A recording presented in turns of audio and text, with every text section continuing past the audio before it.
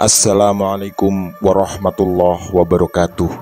Selamat jumpa kembali sahabat-sahabat viewer dan subscriber channel Titah Misteri. Kali ini kami akan membawakan sebuah kisah misteri dengan judul Ilmu Pelet Nyi Roro Kidul. Selamat mengikuti.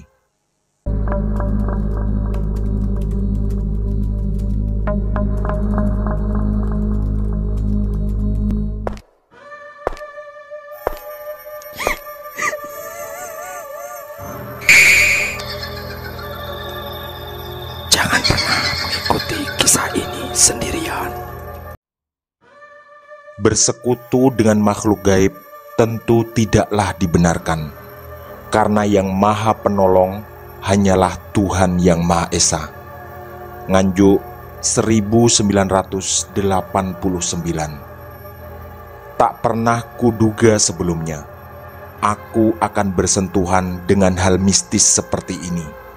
Walau bukan sebagai pelaku langsung, tapi menyaksikan semua di luar nalar dan logika, ternyata sangat mengerikan. Dulu, aku hanya mengenal Lili sebagai teman dan tetangga biasa, tak lebih dari itu. Tapi lama-kelamaan, kami menjadi sangat dekat dan akrab. Bahkan kedekatan kami bisa dibilang lebih dari saudara. Semuanya berawal dari sekitar 3 tahun lalu. Ketika itu, ibu kepala desa mengadakan acara pelatihan menjahit. Karena aku juga tak mempunyai kegiatan rutin, aku pun mengikutinya. Walau sebenarnya aku tak benar-benar berbakat serta tak terlalu menyukai dunia menjahit. Tapi karena bapak dan ibu menyarankan untuk ikut, aku pun rutin mengikuti kegiatan itu. Di sanalah aku semakin mengenal Lili, dan lalu kurasakan cocok dalam banyak hal. Jadilah kami sahabat sangat kental yang sering kemana-mana berdua.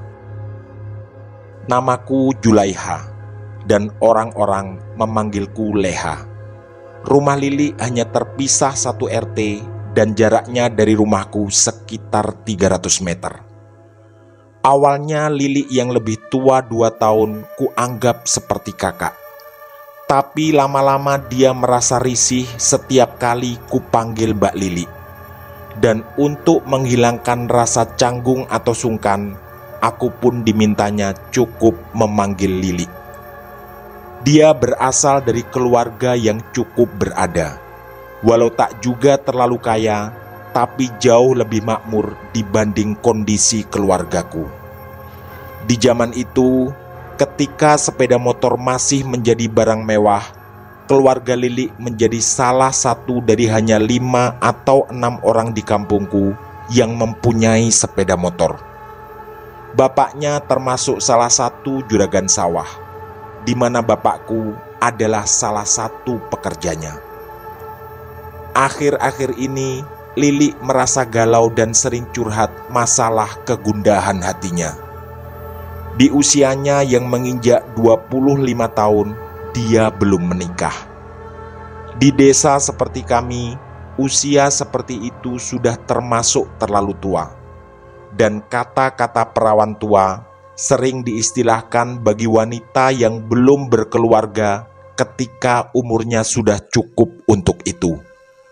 Dan kata Lili, beban pikirannya semakin berat ketika adiknya yang seusiaku sudah menikah sekitar 5 bulan yang lalu.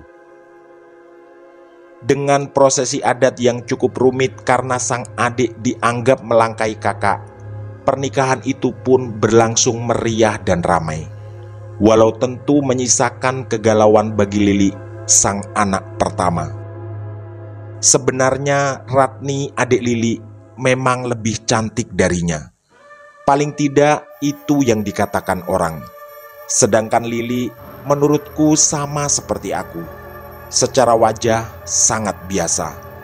Mungkin itu pula salah satu yang membuat kami berdua begitu dekat, karena merasa tak harus minder satu sama lain. Dan seminggu yang lalu aku dilamar oleh seseorang yang sebenarnya setengah dijodohkan, yaitu dengan Mas Alim, anak dari sahabat bapakku yang kini tinggal di Surabaya. Kebahagiaan tentu kurasakan, walau baru setahun lagi rencana pernikahan akan berlangsung, karena menunggu Mas Alim menyelesaikan kontrak kerjanya di Sumatera. Tentu saja bagi Lili, mungkin itu akan menambah beban baru baginya. Suatu malam, tanpa kuduga sama sekali, Lili mengutarakan niatnya yang menurutku sangat konyol, yaitu mencari ilmu pelet. Ini adalah sesuatu yang lebih dari mengejutkan. Selama ini, aku merasa Lili tak pernah bersentuhan dengan hal-hal yang menurutku di luar akal sehat. Dalam semua obrolan akrab kami, dia juga tak pernah membahas hal mistis apapun. Tapi malam itu, Lili terlihat sangat-sangat serius. Aku pun sempat merasa tidak nyaman, karena mungkin saja Lili mengambil langkah itu karena aku yang 2 tahun lebih muda darinya justru duluan dilamar. Hanya saja dia lalu menegaskan bahwa faktor terpenting adalah karena di keluarga besarnya dia beberapa kali disindir tentang jodoh. Termasuk ibunya yang seringkali mengatakan ingin segera menimang cucu. Sebagai anak tertua, mungkin Lili terpukul dengan sindiran-sindiran itu. Dan seperti biasanya, Lili mencurahkan semua perasaan galau padaku. Rencananya, besok dia akan mengajakku bersepeda motor ke Pantai Popoh, Tulungagung. Katanya, dari seorang teman, dia mendapat alamat seorang dukun yang dipercaya mampu mengatasi masalah percintaan dan perjodohan. Memang selama ini aku sering diajak kemana-mana, tapi ke Tulungagung dan Pantai Selatan menurutku sebenarnya terlalu jauh. Hanya saja melihat keseriusan dan kegundahan Lili, aku merasa kasihan dan tak kuasa untuk menolak. Keesokan paginya, sekitar jam 6, kami berdua pun berangkat ke Tulungagung melewati kota Kediri. Ketika berhenti istirahat di sebuah warung, karena penasaran, aku menanyakan sesuatu yang tak sempat kami bahas tadi malam. Targetnya siapa, Li? Begitu tanyaku padanya. Ternyata jawaban Lili sama sekali tak kuduga. Leha, aku jujur ya, jangan kaget. Yang kubidik adalah Mas Yayan, anaknya Pak Ribut. Aku sempat terperangah. Hanya ada satu nama Pak Ribut di desaku, dan Mas Yayan adalah anak keduanya. Artinya tak ada kemungkinan Yayan lain. Keterkejutanku pertama adalah karena selama ini Lili tak pernah bercerita tertarik pada Mas Yayan. Padahal apapun selalu dicurhatkan padaku. Mas Yayan adalah seorang cowok ganteng yang bahkan secara luas diakui sebagai yang paling tampan di kampung, bahkan di desaku. Rasanya semua orang ingin mengambilnya sebagai menantu. Selain wajah yang rupawan, dia terkenal sebagai orang yang sukses dan kini bekerja di Surabaya. Aku tak terlalu paham apa pekerjaannya, tapi yang kudengar adalah dia menduduki jabatan tinggi di sebuah perusahaan besar di sana. Dan Mas Yayan adalah satu-satunya orang di kampungku yang mempunyai mobil. Selain dia, memang ada beberapa yang mempunyai pick up, tapi untuk mengangkut sapi atau semacamnya. Untuk mobil pribadi seperti milik Mas Yayan, tak ada warga lain yang punya. Setiap kali pulang kampung, penampilannya juga terlihat mewah dan mentereng. Dan lagi, walau sudah sukses di Surabaya, dia tetap tak berubah. Selalu sopan dan lembut pada siapapun. Pendek kata, dia benar-benar seorang menantu idaman. Aku tentu tak ingin mematahkan harapan Lili, tapi membayangkan Mas Yayan suka padanya rasanya terlalu jauh. Dan dugaanku, di Surabaya sana pasti banyak cewek yang lebih menarik dan kelasnya jauh di atas Lili, yang wajahnya tak jauh beda denganku. Lili yang sepertinya paham dengan apa yang kubatin lalu menjelaskan. Sebenarnya dia tak pernah berpikir untuk menjadi istri Mas Yayan. Selain merasa tak terlalu pantas dan Mas Yayan tak akan mau dengannya, tapi ini semua nanggung katanya. Memilih jalur ilmu pelet menurut Lili sudah menyimpang dan pasti aneh. Jadi sekalian dia cari yang terbaik. Lili pun terkekeh setelah menjelaskan itu. Dan bagi Lili, dia merasa sudah berada di puncak rasa risih mendengar sindiran tetangga yang seringkali sampai di telinganya. Intinya menurut dia, sekali terjun jangan tanggung-tanggung. Aku pun manggut-manggut melihat jalan logika sahabatku. Walau tentu saja nuraniku belum bisa menerima dia akan mencari ilmu pelet seperti ini. Setelah melanjutkan perjalanan, kami pun sampai di sebuah rumah yang menurutku cukup unik di sekitar Pantai Popoh. Di samping berbagai ukiran di depan rumah, ada lukisan besar di dalam ruang tamu yang cukup jelas terlihat dari luar. Dan hatiku mulai merasakan sesuatu yang berbeda. Dugaanku berkata, itu adalah lukisan Nyi Roro Kidul. Wajahnya cantik, berbaju serba hijau, dan seperti muncul dari tengah laut. Satu lagi, di mataku lukisan itu terasa seperti hidup. Tak lama setelah mengetuk pintu, keluarlah seorang lelaki tua. Sebenarnya belum terlalu sangat tua, tapi tentu jauh di atas kami. Kutaksir usianya sekitar 50-an, tapi masih terlihat sehat dan bugar. Tak lama setelah dipersilahkan duduk, Lili terlihat berbisik-bisik padanya. Lalu Pak tua yang bernama Pak Gotro itu mengajak Lili ke ruangan belakang. Entahlah, pembicaraan rahasia seperti itu mungkin memang harus berlangsung 4 mata. Sekitar 3 atau 4 menit kemudian mereka berdua pun kembali. Dan Pak Gotro langsung mengajak kami berangkat. Katanya tak perlu membuang waktu. Aku dan Lili pun berboncengan lagi dan Pak Gotro menaiki sepeda kayuhnya. Katanya tempat yang dituju tidaklah jauh dari rumahnya. Tak lama kemudian sampailah kami di sebuah warung. Dari caranya ngobrol dengan ibu pemilik warung, sepertinya Pak Gotro sudah sangat akrab. Dan sepeda motor kami pun dititipkan di sana. Kami bertiga lalu berjalan kaki menuju bibir Pantai Popoh. Ternyata perjalanan kami cukup jauh. Pak Gotro mengajak kami menuju sebuah batu yang cukup besar.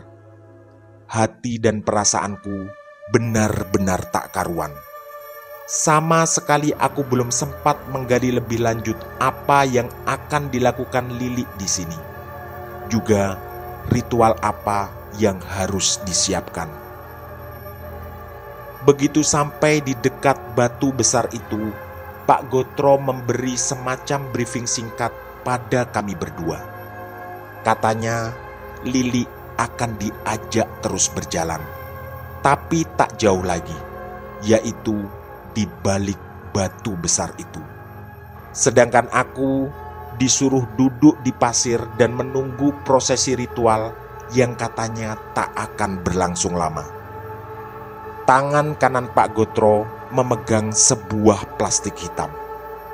Aku menduga isinya kemenyan, bunga, atau semacamnya. Setahuku, barang-barang seperti itulah yang biasa dipakai untuk keperluan ritual. Tak lama setelah Lili dan Pak Gotro tak terlihat lagi, entah bagaimana awalnya, tiba-tiba aku merasa pusing. Tangan dan kakiku mulai gemetar. Aku sadar sedang berada di bibir pantai selatan, yang dari kecil sering ku dengar dihuni banyak makhluk gaib dengan kekuatan mistis yang hebat.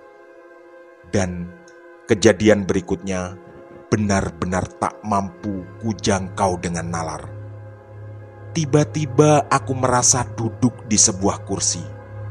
Dan setelah berusaha mengingat, ini seperti ruang tamu di dalam rumah Pak Gotro tadi. Juga yang membuatku yakin adalah di depanku terpampang jelas sebuah lukisan besar yang kupercaya adalah lukisan Nyi Roro Kidul. Oleh banyak orang, sosok itu juga disebut dengan Ratu Pantai Selatan. Semuanya benar-benar tak bisa dijelaskan dengan akal sehat. Aku merasa duduk tapi tak mampu berdiri atau melangkah. Lalu seperti dipaksa menunggu dan menyaksikan apa yang akan terjadi. Tak lama kemudian muncullah Pak Gotro bersama Lili. Sepertinya mereka berdua tak melihat atau menyadari keberadaanku. Lalu Lili dimandikan kembang. Mulut Pak Gotro terlihat komat kamit membaca mantra. Sedangkan Lili sahabatku terlihat khidmat menjalani prosesi ini. Ini benar-benar di alam lain. Pikiranku masih sedikit bisa berjalan. Ingatanku pun cukup kuat bahwa tadi aku duduk di atas pasir, tapi tiba-tiba berada di ruang tamu. Anehnya, tak ada rasa takut begitu melihat prosesi mandi kembang itu. Hanya seperti menyaksikan acara tradisional syukuran hamil 7 bulan atau semacamnya.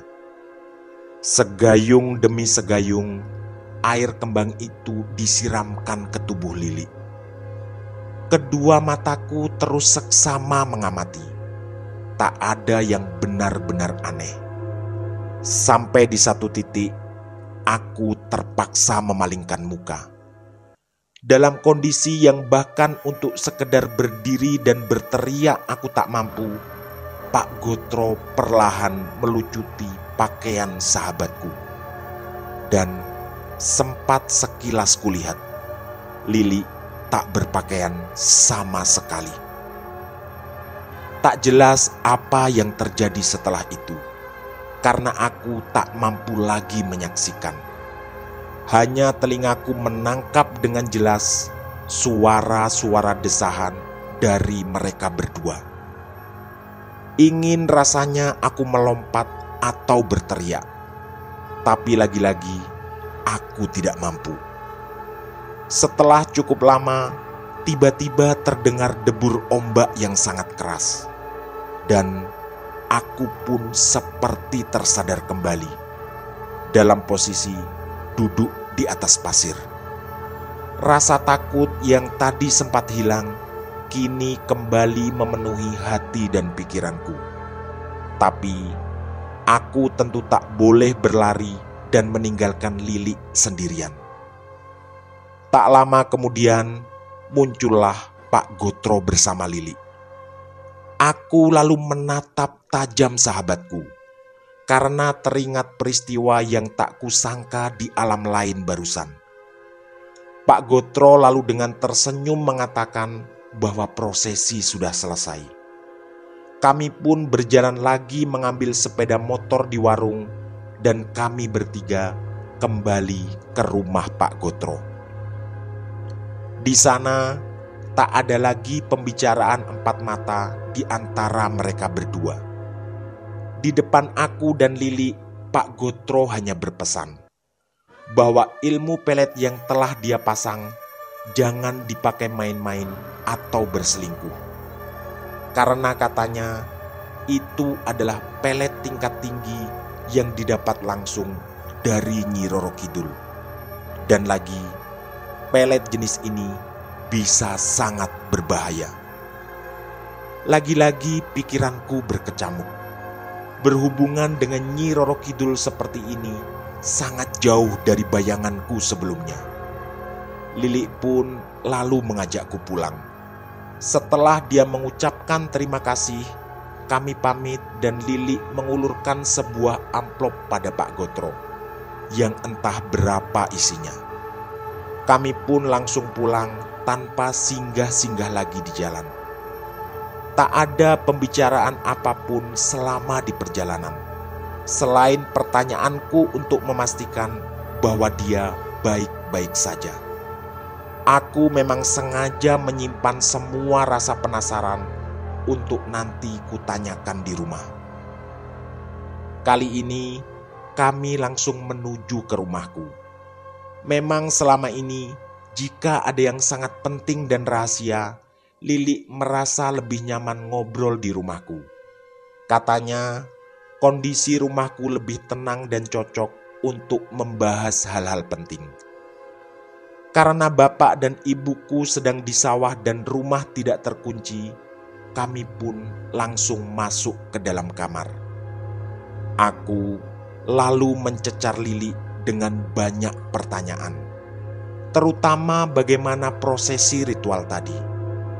Kata Lili, dia merasa hanya dimandikan kembang, tak lama setelah kemenyan dibakar. Dalam kondisi bersila, dia sangat fokus dan terus memejamkan mata. Karena itu yang memang diminta oleh Pak Gotro. Karena teringat kejadian tadi, aku pun menanyakan apakah tak ada perilaku Pak Gotro yang mencurigakan. Tapi Lili hanya menggeleng, sambil mengatakan bahwa selama prosesi mandi kembang, dia memang berkonsentrasi penuh untuk membayangkan wajah Mas Yayan, yang lagi-lagi adalah perintah dari Pak Gotro.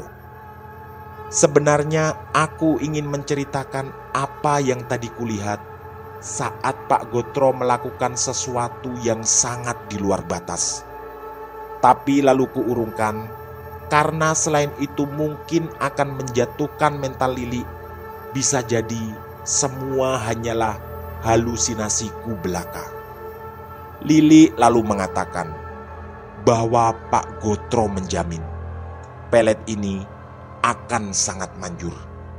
Dan dalam waktu yang tidak terlalu lama, Mas Yayan akan datang melamarnya. Tentu ini aneh dan tak masuk akal bagiku. Tapi melihat Lili sangat serius, aku kembali tak tega mematahkan harapannya.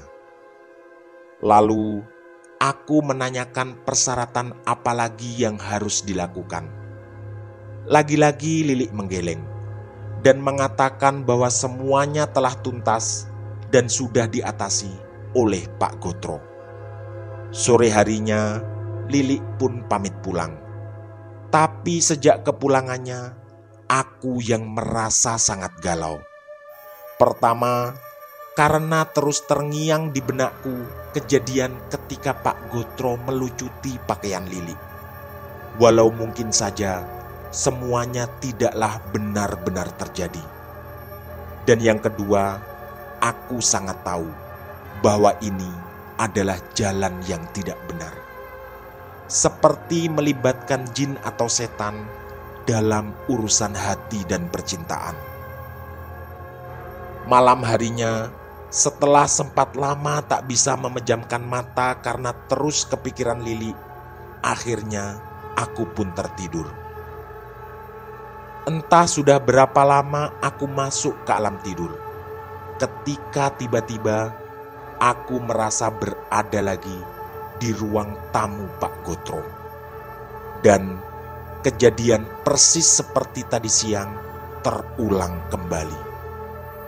Mulai dari mandi kembang, tindakan kurang ajar Pak Gotro, sampai terdengar desahan-desahan yang sangat membuatku risih.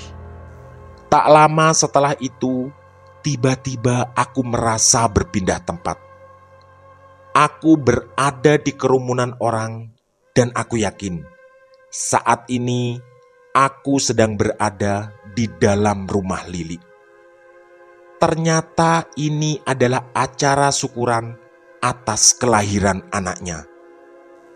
Lili terlihat begitu berbunga-bunga, dan di sampingnya ada Mas Yayan yang seperti biasa terlihat begitu tampan. Dan yang sangat mengejutkan, tiba-tiba ada Pak Gotro yang duduk di sampingku. Lalu yang lagi-lagi membuatku terperangah, dia berbisik di telingaku bahwa bayi itu sebenarnya adalah anak kandungnya. Mataku lalu kufokuskan pada bayi yang sedang digendong Mas Yayan.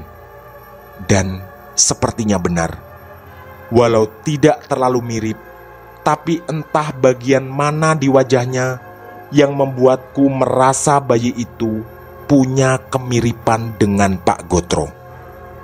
Aku pun spontan berteriak dan lalu terbangun dengan keringat dingin membasahi sekujur tubuhku. Kemudian aku teringat lagi, sebelum benar-benar terbangun, seperti ada ratusan pasukan yang datang. Mereka terbang melayang dan berhenti tepat di tengah-tengah acara. Sepanjang yang tertangkap memoriku, mereka adalah pasukan dengan pakaian ala kerajaan dengan menggunakan kereta kencana. Dan pemimpin mereka yang menaiki kereta kencana paling mewah adalah seorang wanita cantik. Keping demi keping ingatan pun berusaha kurangkai. Sampailah di satu kesimpulan. Wajah wanita itu benar-benar mirip dengan yang ada di lukisan ruang tamu Pak Gotro. Entahlah, apakah dia adalah Nyi Roro Kidul. Karena aku sendiri tak mengerti apakah sosok legendaris itu benar-benar ada. Dan kalaupun ada, apakah penampakannya memang seperti itu. Mataku tak mampu lagi kupejamkan sampai pagi benar-benar tiba. Sekitar jam 7 pagi, setelah aku, bapak dan ibu sarapan, terdengarlah suara sepeda motor berhenti di depan rumah. Aku hafal betul, itu adalah suara sepeda motor milik Lili.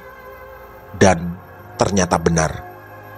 Lili dengan terburu masuk ke rumah, dan setelah tersenyum basa-basi pada bapak dan ibuku, segera meraih tanganku. Aku pun diajak masuk ke dalam kamar. Bapak dan ibu hanya tertawa kecil, karena Lili memang sering datang ke rumah dan sudah sangat akrab dengan keluargaku.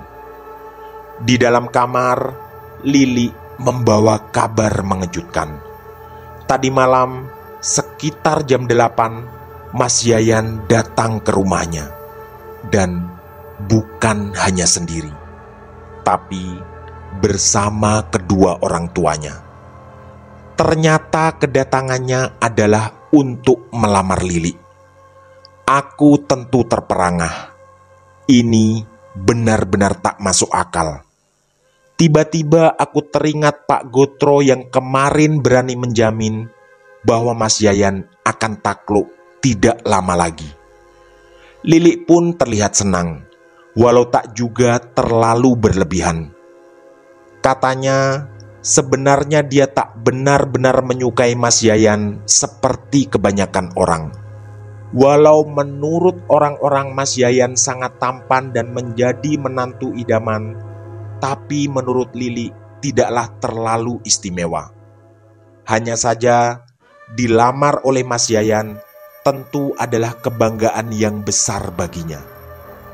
Lili lalu mengecilkan volume suaranya dan berbisik dengan cerewet dan panjang lebar bahwa Mas Yayan ingin pernikahan segera dilaksanakan. Bapak dan Ibu Lili langsung setuju. Dan entah karena pengaruh pelet atau memang Mas Yayan yang sangat menyukai Lili, pernikahan akan dilaksanakan minggu depan. Kata Lili, Mas Yayan beralasan ingin segera menikah karena perusahaannya sedang mengejar proyek penting dalam waktu dekat. Dan dia ingin mempunyai pendamping agar bisa fokus dengan proyek besar itu. Aku pun menggeleng-gelengkan kepala. Benar-benar di luar batas kemampuan penalaranku. Tapi tentu yang disampaikan Lili adalah benar. Bahwa tadi malam Mas Yayan melamarnya dan pernikahan akan dilangsungkan minggu depan. Setelah puas bercerita padaku, Lili pun menyampaikan kabar bahagia itu pada bapak dan ibuku. Sebagai sahabat terdekat, tentu aku banyak terlibat dalam persiapan acara pernikahan. Lili bahkan memberikanku pakaian khusus dan dibikin seragam dengan bapak, ibu, dan adiknya. Katanya, aku sudah benar-benar dianggap sebagai saudara dan bahkan punya kedekatan lebih dibanding adiknya. Singkat cerita, pernikahan besar dan cukup mewah pun dilaksanakan.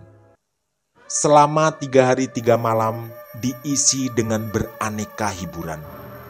Mulai dari orkes musik sampai ditutup dengan pagelaran wayang kulit di hari terakhir. Entah berapa banyak biaya yang harus dikeluarkan Mas Yayan untuk acara seperti itu. Tapi menurutku, mungkin untuk orang sesukses Mas Yayan memang pantas melaksanakan acara pernikahan yang begitu meriah. Tapi bagiku tetap ada yang mengganjal.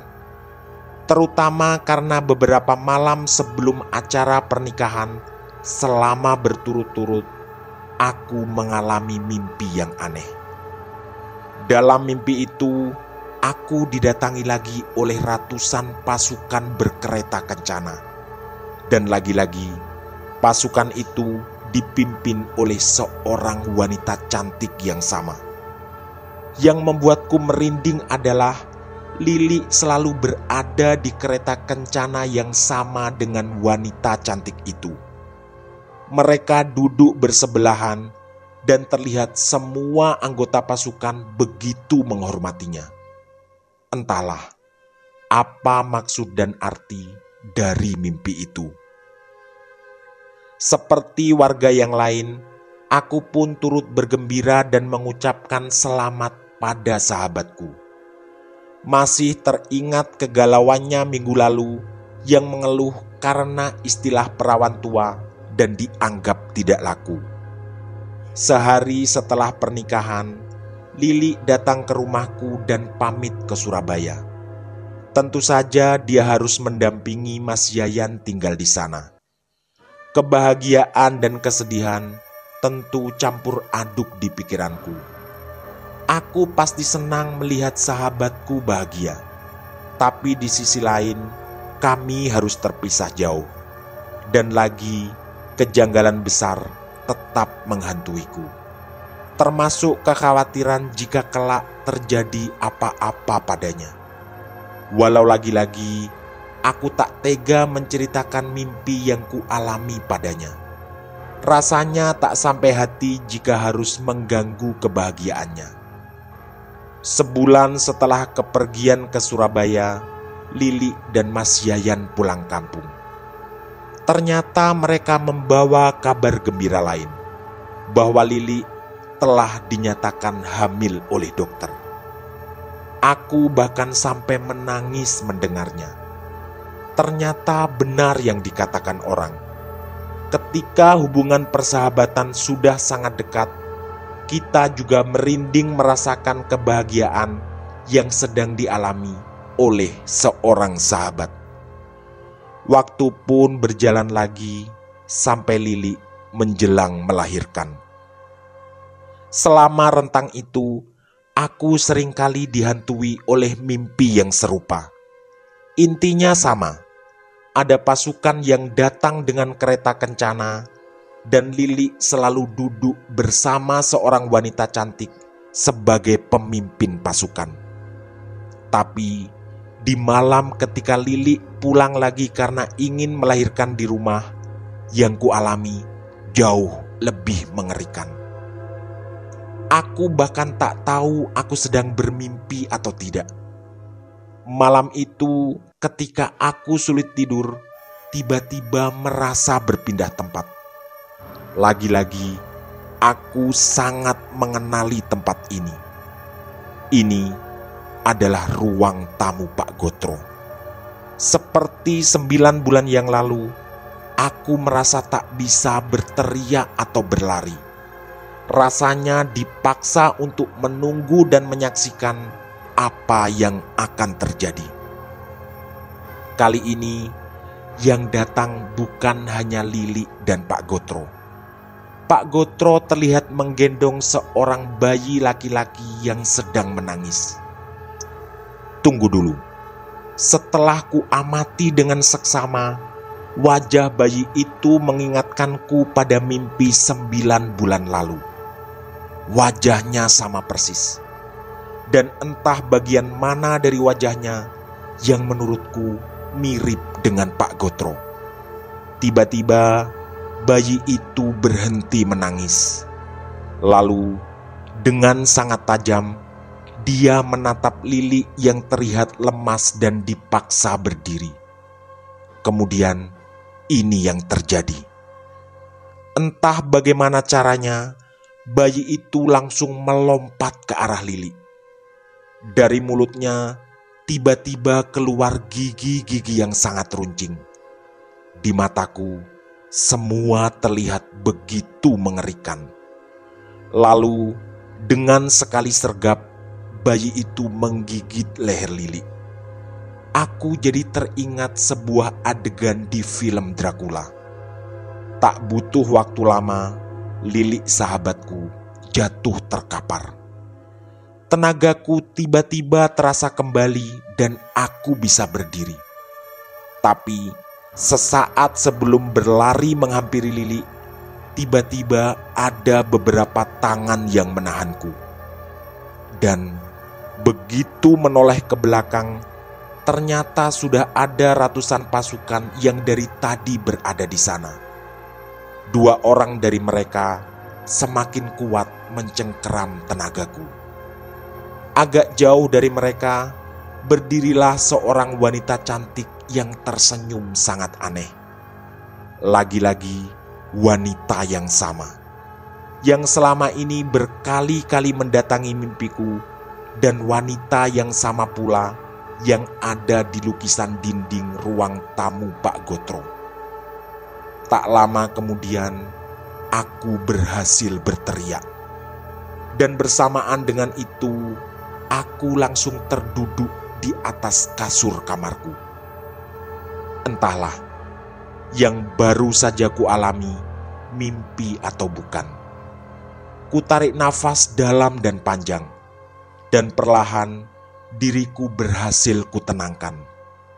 Dari dulu aku memang bukan orang yang terlalu penakut. Walau kejadian barusan tetaplah sangat mengerikan.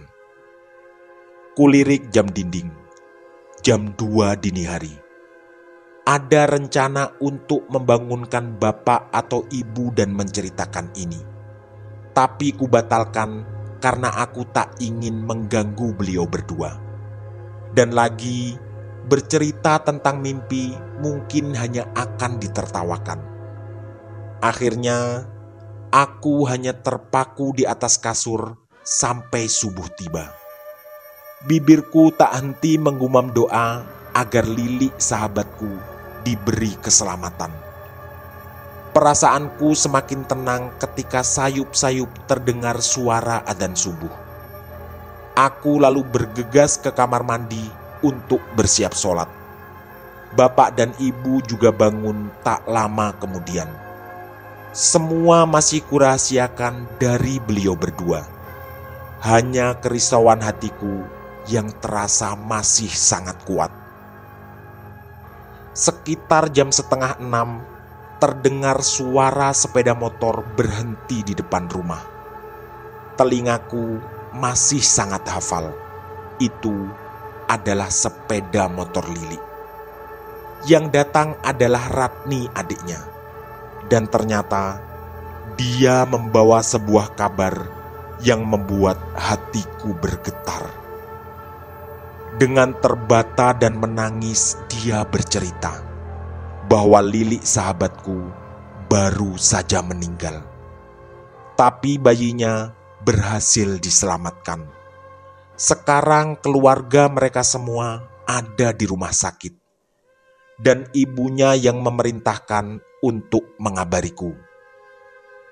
Berita itu terdengar seperti guntur yang menggelegar tepat di atas kepalaku. Dengan terburu, aku pun berangkat ke rumah sakit. Bapak dan ibu menyusul di belakang. Sesampai di sana, terpampanglah di hadapanku adegan haru itu. Bapak dan ibunya Lili menangis sambil berpelukan.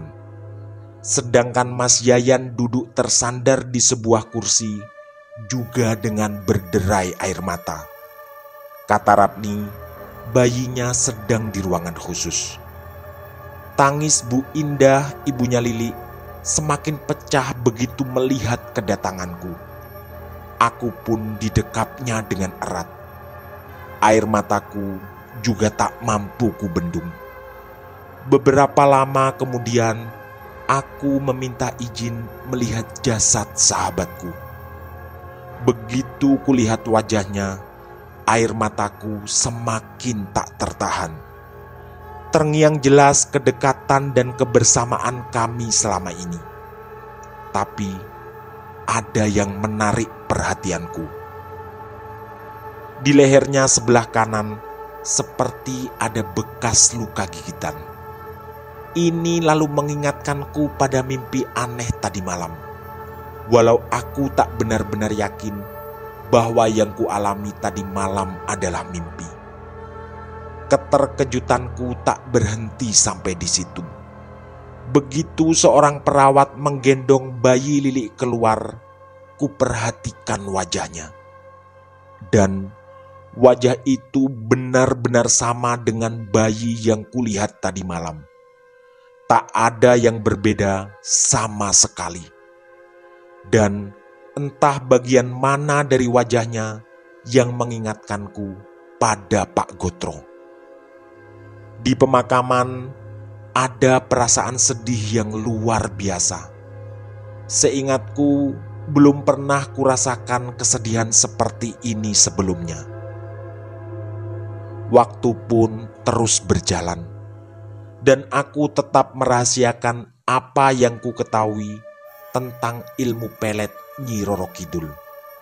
Dalam hati aku berjanji, aib ini tak akan pernah kuumbar pada siapapun. Hanya saja ingatanku tak pernah bisa melupakan semua kejadian, termasuk Pak Gotro, ratusan pasukan, serta seorang wanita cantik yang memimpin mereka.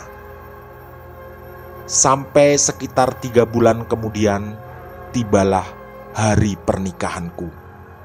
Rasanya ada yang tidak lengkap. Harusnya selain bapak dan ibu, ada Lili di acara sepenting ini. Aku tak pernah menduga akan kehilangan sahabat terdekatku begitu cepat dan begitu mengerikan. Dan di tengah-tengah acara, di antara banyaknya tamu, aku melihat seorang wanita duduk di sebuah kursi yang menghadap ke arah pelaminan. Semakin kutajamkan penglihatan, wajahnya semakin jelas bahwa itu adalah Lili. Dengan senyum terkembang lebar, dia melambai ke arahku, seakan ikut berbahagia dengan pernikahanku.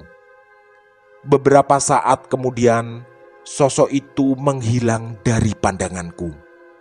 Lagi air mataku menetes. Tapi apa yang baru saja kusaksikan, kurahasiakan dari Mas Alim suamiku. Tentu saja aku hanya bisa mendoakan Lili sahabatku, bersama sebuah keyakinan bahwa ajal adalah sebuah ketetapan, dan meminta tolong pada selain yang maha kuasa adalah sebuah kesalahan besar. Semoga engkau tenang di alam sana, sahabatku. Tamat. Demikian kisah misteri dari kami, Ilmu Pelet Nyi Roro Kidul. Semoga kisah-kisah kami cukup menemani sahabat-sahabat semua. Mohon maaf apabila terdapat kesalahan dalam pemilihan atau penuturan kata. Kami dari tim Titah Misteri mengucapkan terima kasih. Dan wassalamualaikum warahmatullahi wabarakatuh. Pesan saya, jangan bercermin sendirian di tengah malam. Sampai